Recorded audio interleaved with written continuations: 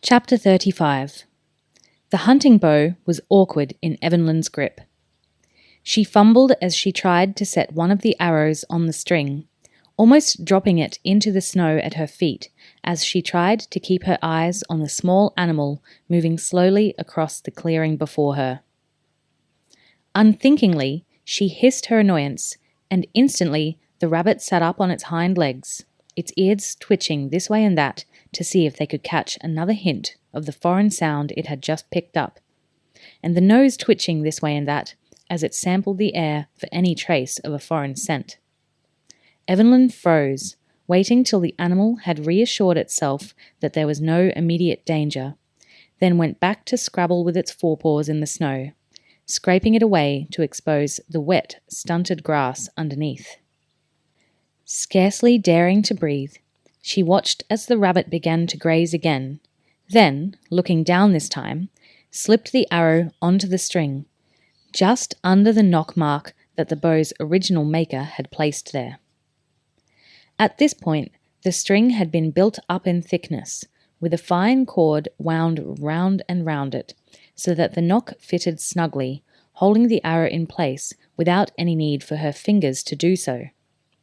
It was a snug hold, but a light one nevertheless, and the force of the string's release would instantly break the grip and send the arrow on its way. She brought the bow up now and began to draw back on the string with her right hand. She knew she wasn't doing this correctly. She'd seen enough archers in her time to know that this simply wasn't the way it was done. However, as she was beginning to appreciate, watching a trained archer and emulating his movements were two completely different matters.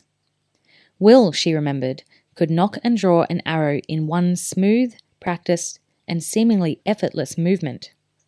She could picture the movement now in her mind, but it was totally beyond her abilities to recreate it.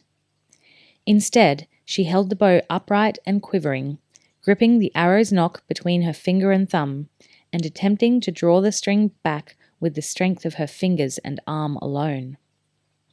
Doing it that way, she could barely manage to bring the arrow to half draw. She pursed her lips in anger. That would have to do. She closed one eye and squinted down the arrow, trying to aim it at the small creature, which was feeding contentedly and oblivious to the mortal danger lurking in the trees fringing the clearing. With more hope than conviction, she finally released her grip on the arrow. 3 things happened. The bow jerked in her grip, throwing the arrow off its aim by at least 3 meters.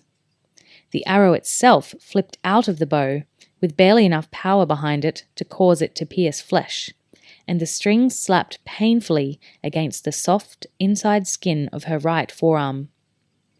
She yelped in pain and dropped the bow. The arrow skated off the bole of a tree and disappeared into the forest on the far side of the clearing. The rabbit came upright again and peered at her, a look of total puzzlement seeming to come over it as it cocked its head to see her more clearly. Then, dropping to all fours, it ambled slowly out of the clearing and into the trees. So much, she thought bitterly, for the mortal peril hanging over its head. She picked up the bow, rubbing the painful spot on her forearm where the string had slapped her, and went to look for the arrow. After 10 minutes searching, she decided it would have to remain lost. Glumly, she headed back to the small cabin. "I guess I'm going to have to practice more," she muttered. This had been her second attempt at hunting. Her first had been equally fruitless and every bit as discouraging. For what must have been the 50th time, she sighed over the thought that if Will were healthy, he would have no difficulty at all in using the bow to provide food for their table. She had shown him the bow, of course, hoping that the sight of the weapon might awaken some spark of memory within him. But he had done nothing other than stare at it with that disinterested, disingenuous expression that had become all too familiar to her. There had been a fresh snowfall overnight, and the snow was knee-deep as she trudged back to the cabin. It had been the first snow in over a week, and that had also set her to thinking. Winter must be more than halfway over, and, eventually, when the spring came, the Scandians from Hallisholm would again begin to move through these mountains. Perhaps some might even arrive to use the cabin she and Will were wintering in. He would have to be recovered by then so they could begin the long trek south, and she had no idea how long his recovery might take. He seemed to be improving with each day, but she couldn't be sure. Nor could she really be sure how long they had until the spring thaw began to melt the snow. They were in a race, she knew. But it was a race where she had no sight of the finish line. It could be on her any day. The cabin came into view. She was relieved to see that a thin whisper of wood smoke still issued from the chimney. She'd banked the fire before she'd left earlier in the day, hoping that she'd put enough fuel on to keep it burning through her absence. Nothing was more disheartening, she had already discovered, than arriving home cold and wet to a dead fire. Naturally, there was no way she could expect Will to tend the fire while she was away. Even a simple task like that seemed beyond him. It was not, she realized, that he was unwilling. He was simply totally uninterested in doing or saying anything beyond the most basic functions. He ate, slept, and occasionally came to her with that pleading expression in his eyes, asking for more wormweed. At least, she consoled herself, it had been some time since he had done that. For the rest of the time, he simply sat wherever he might be, staring at the floor, or his hand, or a piece of wood, or whatever might have formed a focus point for his eyes at the time. The old leather hinges on the cabin door creaked as she swung it inward. The noise was enough to draw Will's attention to her.